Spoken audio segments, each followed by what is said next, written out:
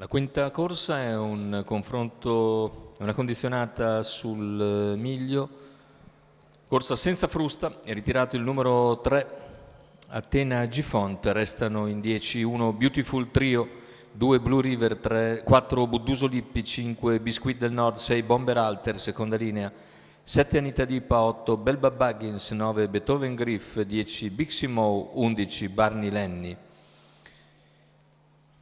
Anche in questo caso corsa piuttosto incerta con Biscuit del Nord, Budduso Lippi fra i più appoggiati, ma anche Bomber Alter e Barney Lenny. Macchina intanto che lascia andare i concorrenti, veloce è Biscuit del Nord che conquista subito la testa, attaccato al largo da Bomber Alter. Bomber Alter può accodarsi in seconda posizione e lo fa, o cerca di farlo dopo 100 metri di gara, si inserisce davanti a Blue River e intanto Biscuit completa i primi 200 in 14,6, all'esterno c'è Bixie Moe. Intanto va via di buona lena Biscuit del Nord una volta conquistato il comando, con in schiena Bomber Alter. Al largo si impegna intanto anche Barney Lenny che non perde tempo e si avvicina ai primi. Dopo 500 metri di gara è già sulla testa della corsa e arriva a ridosso di Biscuit del Nord. Completamento della frazione che porta ai 600 iniziali, 46,2. Con leader Biscuit del Nord, all'esterno Barney Lenny, lungo la corda Bomber Alter, più indietro c'è Blue River con in scia Beautiful Trio. I cavalli che sono agli 800 in 1 minuto e 7 decimi, chilometro, coperto nell'ordine dell'1,16.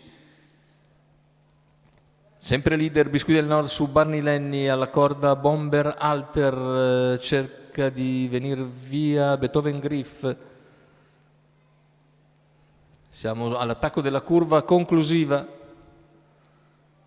con il leader che accelera, cala Barney Lenny e lungo la corda c'è 4, Blue River Budduso Lippi, squalificato, che segue i primi due. All'esterno non si viene avanti per il ritmo imposto dal leader Biscuit del Nord che in arrivo controlla agevolmente la situazione e viene a vincere ancora sicuro. Secondo posto per Bomber Alter, al terzo chiude Blue River. 1,15,1 e 29,5 a chiudere per il vincitore, vale a dire Biscuit del Nord, raddoppio immediato di Matteo Zaccherini, ancora in percorso di testa, coglie partenza ideale dall'esterno della fila per controllare Bomber Alter che si accoda subito secondo e l'arrivo è già scritto, praticamente numeri 5 e 6 al primo e al secondo posto, con Blue River che era terzo alla corda che finisce terzo. Successo quindi per Matteo Zaccherini in salchi a Biscuit del Nord, il training di Maurizio Visco per il conto della scuderia Limitless.